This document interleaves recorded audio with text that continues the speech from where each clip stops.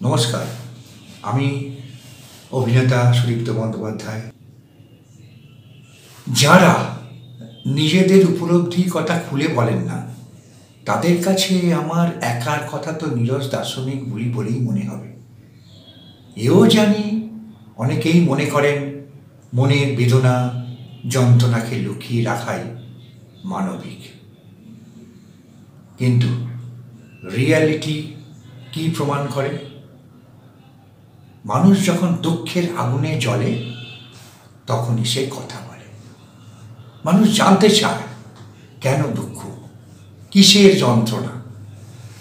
এ কথা কারোর কাছে নীরস দার্শনিক বলে মনে হলে আমার কিছু করার নেই। নিজের সুখের কারণগুলো তো মানুষ কখনো খুঁটিয়ে খুঁটিয়ে জানতে চায় না, বলে না, ভাবে সুখে তার জন্মগত অধিকার। কিন্তু দুঃখ, পশুরা দুঃখ পায়, তারা কথা বলতে পারে না, তারা যন্ত্রণা সহ্য করে, কারণ তারা খোঁজে না।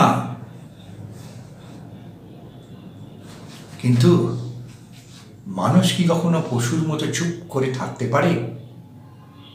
সে কি তার অতলান্ত মনকে তোলপাড় করে বেদনার কারণ খুঁজে ফিরবে না?